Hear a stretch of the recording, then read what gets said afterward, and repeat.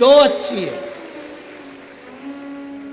अगर घर अच्छा बनाना है तो दो की जरूरत है, एक मिस्त्री, दूसरी स्त्री। मिस्त्री थोड़ा बहुत गड़बड़ होगा चल जाएगा, पर जगदम्बा गड़बड़ नहीं होना चाहिए। बहुत मिस्त्री छत थोड़ी बहुत गड़बड़ डाल देगा तो पानी भरा रहेगा, बाथरूम का फर्श गड़बड़ डाल देगा तो पानी भरा रहेगा। मिस्त्री थोड़ा बहुत भी गड़बड़ निकल गया चल जाएगा, पर ये चंद्र घंटा, ये कुष्मांडा, ये स्कंदा अगर थोड़ी बहुत भी गड़बड़ निकल गई, रोज प्रतिदिन सुबेरे हुई नहीं और देवी चालू सुबह से उठते से। अरे उठ गए क्या? पति बोला अभी तो सोया हूं, रात को लेट हो गया। अरे देख लो जरा बच्चों को, जरा देखो, जरा दोनों झगड़ रहे हैं, स्कूल जाने के लिए तैयार नहीं हो रहा है, जल्दी देखो जरा। तो तू कहां पर है? मैं उनका टिफिन बना रही हूं। अब टिफिन बनाए जगदम्बा और पहुंच गए भोलेनाथ। अब भोलेनाथ भी कम है क्या, चिल्ला रहे, क्यों रे क्या कर रहे हो? बस पापा देखो ये बाथरूम में से निकल नहीं रहा, देखो पापा ये नहीं निकल रहा। अब पिताजी एक को चिल्लाए, दूसरे को चिल्लाए, पिताजी बेचारे घबरा गए, अंदर जाके वापिस सो गए। अब थोड़ी देर बाद जगदम्बा फिर टिफिन पैक करते करते कमरे में पहुंच गई। मेरे को तुम्हारे लक्षण बहुत बुरे हैं, अभी तक सो रहे हो। और बेचारा जैसा था वैसा की वैसा ही उठ के बैठ गया। नवरात्रे चालू हो गए, स्थापना करना है, देवी जी की पूजन करना, उठो जल्दी नहाओ। अब ये आरती गा रही, तेरे भक्त जनों पर माता भीड़ पड़ी। पति इसके पास में बैठ के इसका मुंह देख रहा, हे जगदम्बा तुझसे ज्यादा ये बड़ी है भारी। ये इतनी बात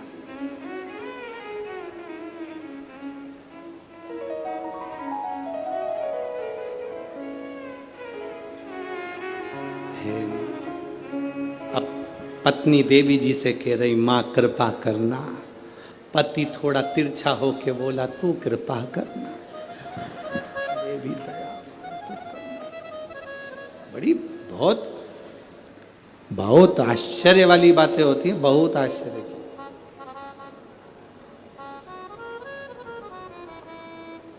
बहुत आश्चर्य। चले सो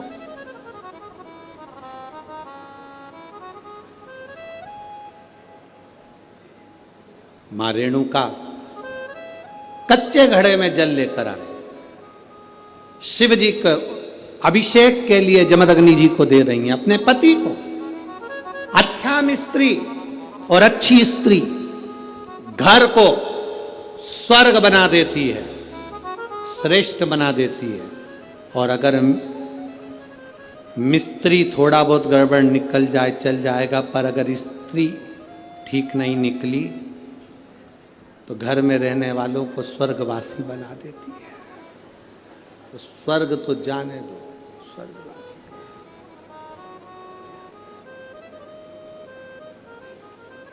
एक पत्नी रोज तैयार होकर अपने पति से पूछती थी, मैं कैसी लग रही? पति बेचारा क्या बोले, अब रोज बोल देता था अच्छी लग रही। अब एक दिन उसको गुस्सा आ गया, आज पूछे भला। और पति जा रहा था और पत्नी ने पूछ लिया, कैसी लग रही? पति बोला, ऐसी लग रही जैसे हरी घास में भैंस चल रही। अब तो पत्नी को कांटे से खून नहीं, वो गुस्से में लाल, भयंकर गुस्सा। अब सोचे तो सोचे क्या, जैसा पति है अगर वैसी धर्म पत्नी मिल जाए तो जिंदगी सार्थक। जैसी धर्म पत्नी है वैसा पति मिल जाए तो जिंदगी सार्थक। अगर दोनों में कोई विपरीत मिल गया तो फिर हो गया रोज प्रतिदिन रोज का दिन।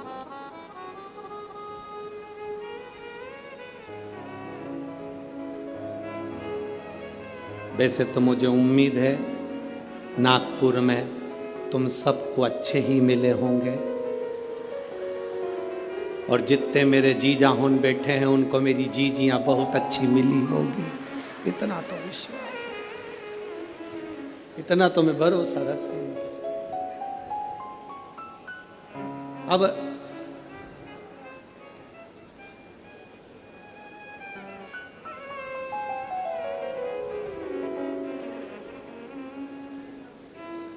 शिव कथा कह रही है। ऋषिवर ने अपनी धर्मपत्नी रेणुका से पूछा, तुम कच्चे घड़े में जल कैसे लेकर आ जाती हो? रेणुका ने कहा, स्वामी, इस घड़े को मैं जब बनाती हूं, पहले शंकर भगवान के शिवलिंग का निर्माण कर कर उसकी पूजन कर लेती हूं, उसके बाद जो मट्टी बचती है उससे मैं घड़ा बना लेती हूं। घड़े का निर्माण कर कर मैं उस घड़े को लेकर शंकर भगवान के शिवलिंग को स्पर्श करा देती हूं, छुला देती हूं।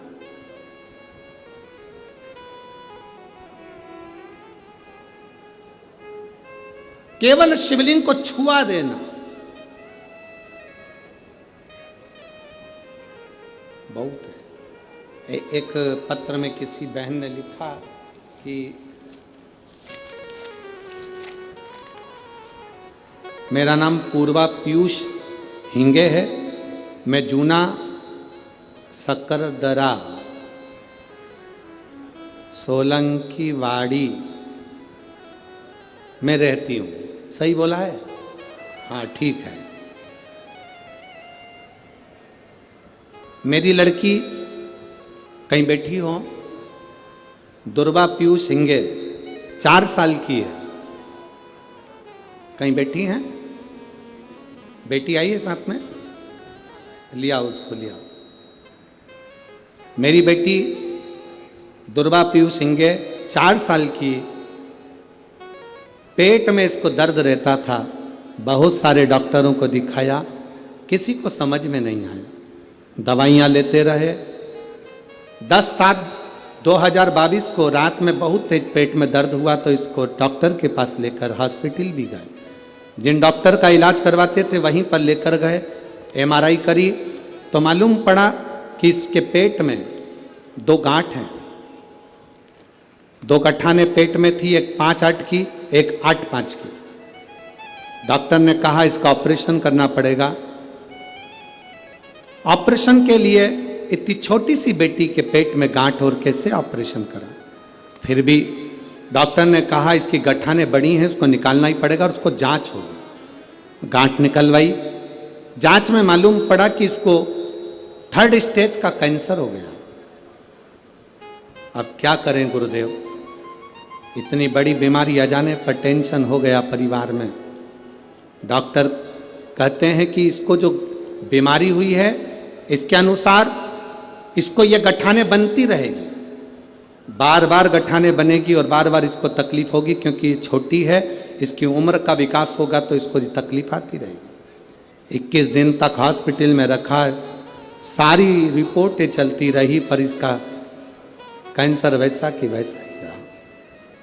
गुरुदेव अब करें तो करें क्या?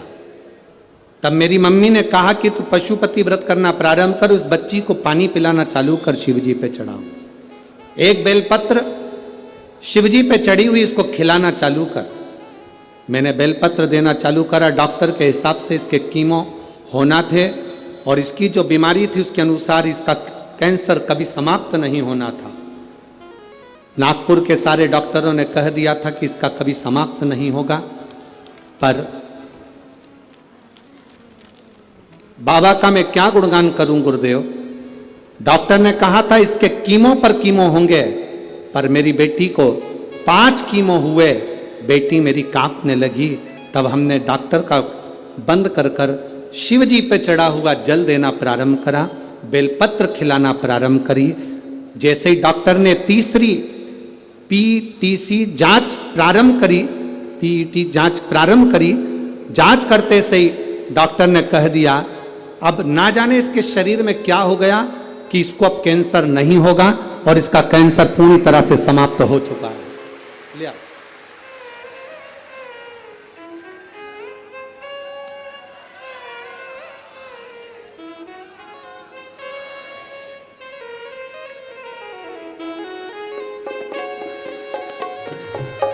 प्रणाम। यही वो बेटी है। हम तो बाबा के भरोसे। इस पत्र में इसने लिखा बहन ने कि डॉक्टर ने कह दिया कि इसका पूरा कैंसर समाप्त हो गया और अब कैंसर इसके शरीर में नहीं होगा। ये शिव तत्व है, ये शंकर है, यह वो घड़ी है। ले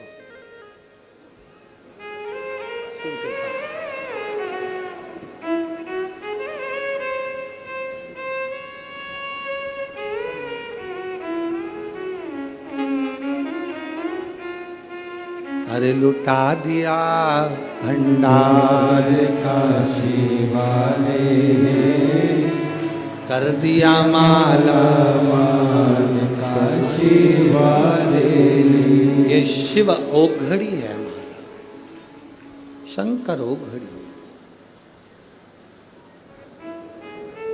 इसको केवल पत्थर का माना तो वो पत्थर का रह गया, पत्थर का माना तो पत्थर का रह गया। इसको जिसने अपने दिल से लगा लिया तो वो उसका बाप, उसका पिता, उसका घर हो गया। ये शिव है ओघड़ी शंभो,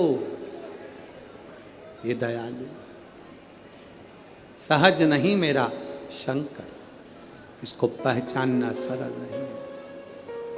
महाराज शंभो करने पड़ी मांगू घड़ी रे घड़ी, दुख काटो दया करी न दर्शन आपो।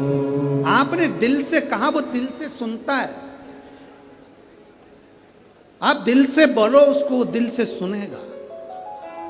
रेणुका, तुम क्या करती हो जो तुम्हारे कच्चे घड़े में पानी आ जाता है? तुम करती क्या हो? अकाल मृत्यु वो मरे जो काम करे चंडाल का, काल उसका क्या बिगाड़े जो भक्त हो महा काल का। जो शिव की आराधना करने वाला होता है उसका काल भी सम्मुख नहीं आ पाता। काल बोल बम का नारा है, सारी समस्या का हल। वो किस बेस में आएगा, कब आएगा, कैसे आएगा, क्या करेगा, ये उसके ऊपर निर्भर करता है। ये उसके ऊपर। महाराज रेणुका ने कहा मैं मट्टी का घड़ा बनाकर शिव जी को छुआ कर अपने पास ले लेती। शंकर को छुआ।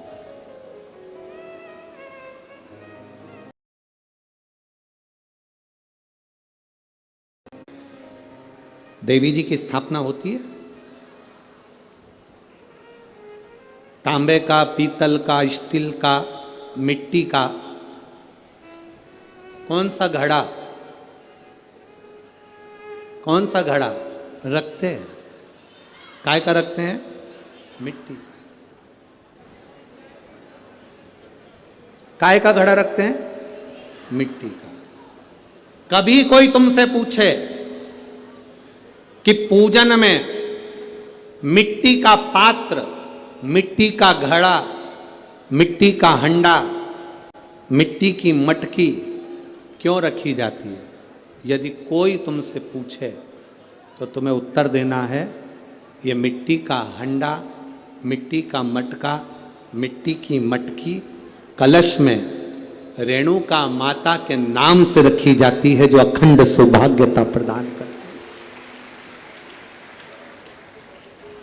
देवी कोई सी भी हो, तुम्हारी कुल देवी कोई सी भी हो, तुम किसी भी देवी के मंदिर में जाओ, किसी भी देवता के मंदिर में जाओ, कहीं पर भी स्थापना हो, कहीं पर विराजित हो, कोई भी हो, पर मिट्टी का जो मटका रखा है, मिट्टी का जो हंडा रखा है, मिट्टी का जो कलश रखा है, मिट्टी का जो भाव रखा गया है, मिट्टी का जो सुंदर कलश रखा गया है, वो जो रखा वो रेणुका माता के नाम से, वो रेणुका माता के नाम से। महाराज रेणुका, तुम करती क्या हो कि तुम इस कच्चे घड़े में जल लेकर आ जाती हो? कच्चे घड़े में जल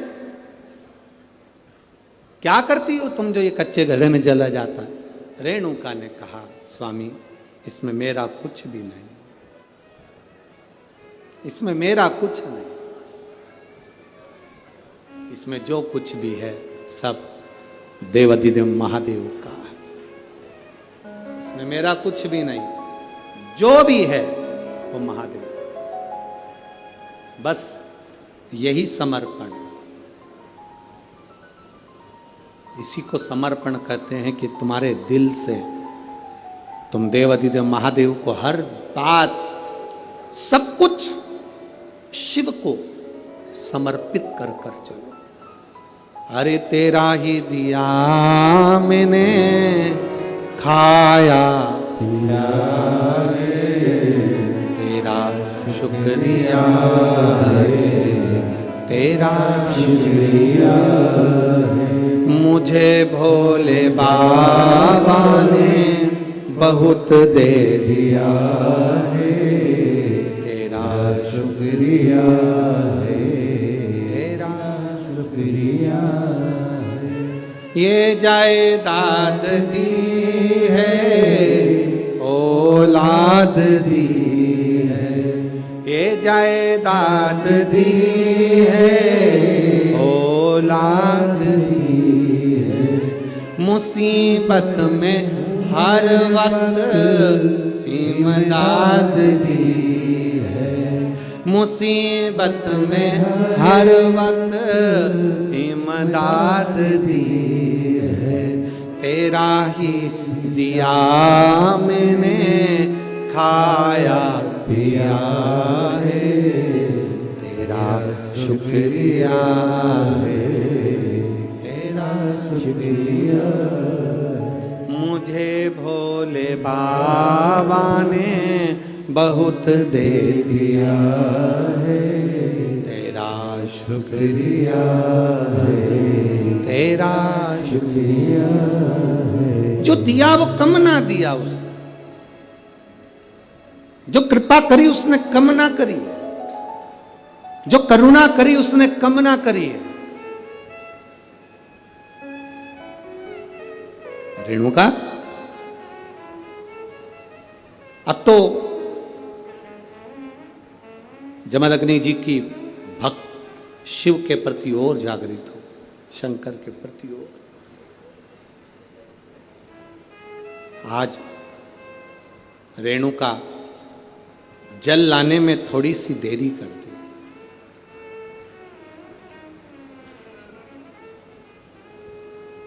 माता रेणुका के 5 पुत्र हैं, उसमें सबसे छोटे परशुराम जी हैं, सबसे लाने में देरी कर दी।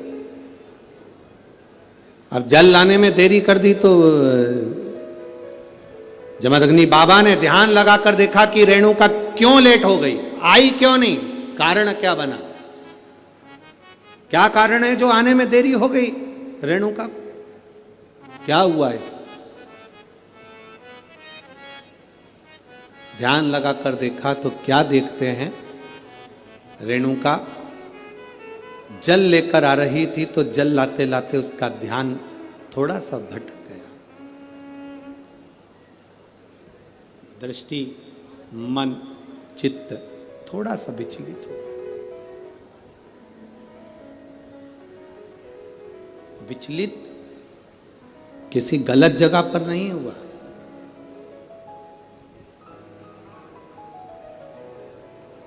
कोई नौका विहार करते हुए आ रहा था और रेणुका के ध्यान में आ गया कि ऐसा लग रहा है कि मेरा महादेव मेरे सम्मुख में आ रहा,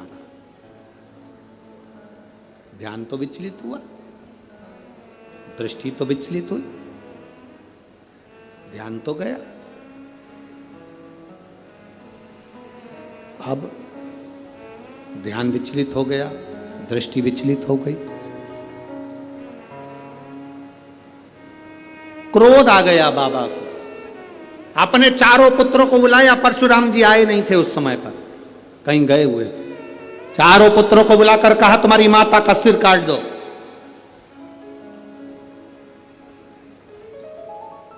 तुम्हारी माता का सिर काट दो। चारों की चारों मना कर दिए। पिताजी क्या बोल रहे हो आप, माता का सिर और हम काटे? ये कहां की रीत? हम माता का सिर नहीं काट सकते।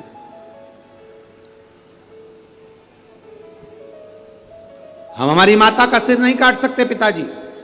पिता को क्रोध आ गया, श्रापवश कर दिया, चारों की चारों मूर्छा पाए, नीचे गिर जाए भूमि पर, पछाड़ खाकर जमीन पर गिर गए। तुम्हारा शरीर किसी काम का नहीं अगर तुमने पिता का कहना नहीं माना तो। वो शरीर किस काम का? पटक दिया नीचे। चारों पुत्र मूर्छा खाकर गिर गए। थोड़ी देर में परशुराम भगवान आ गए। परशुराम जी आए, आते से उन्होंने देखा कि मेरे चारों भाई पड़े हैं। पूछ लिया पिताजी से, पिताजी ये चारों को क्या हो गया? तुम्हारे पिता तुरंत कहा तुम्हारे भाइयों ने मेरा कहना नहीं माना, इसलिए उनको मैंने श्रापवश यहां पटक दिया है। उनका शरीर बेकार हो गया, उनका शरीर काम का नहीं, मूर्छा में चले गए, उनको शुद्धता नहीं रही, शुद्धता पटक दिया। परशुराम जी ने अपने पिताजी से कहा, बेटे पिता की आज्ञा ना माने तो बेटे किस काम के? पर आज्ञा क्या करी आपने? आप क्या चाहते हो वो बोलो ना। पिताजी ने कहा, ले परशुराम ये फरसा ले और तेरी मां का गला काट दे, शीश काट दे, उतार शीश।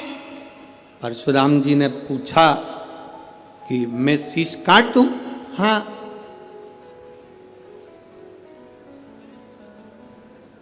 हाथ में फरसा लिया परशुराम जी ने, और एक बार भी अपने पिताजी से यह नहीं पूछा कि तुम क्यों कह रहे हो इस मां को मारने के लिए। एक बार भी नहीं पूछा।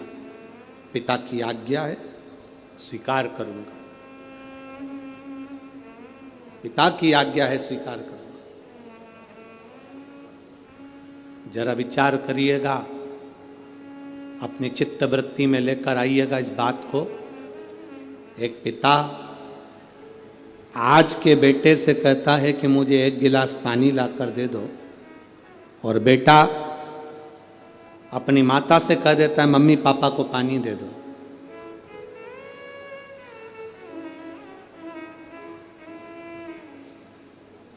जरा विचार करना।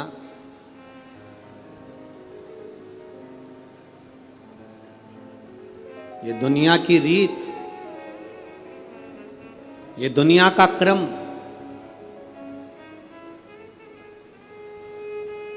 जिस समय पर वृद्ध अवस्था में आप अपनी वसीयत लिख रहे होगे, जिस समय पर आप अपनी प्रॉपर्टी अपने बच्चों को दे रहे होगे, जिस समय पर आप वसीयत लिख रहे होगे, उस वसीयत को पढ़ के देखना। पूरी प्रॉपर्टी में, पूरी वसीयत में सबका नाम होगा, पर उस वसीयत में तुम्हारा नाम नहीं होगा। तुम अपने लिए कुछ नहीं रख पाओगे और ना तुम उसका प्रयोग कर पाओगे। बच्चों के लिए कमाया, बच्चों के लिए छोड़ जाओगे, और अंत में एक फोटो और उसके ऊपर प्लास्टिक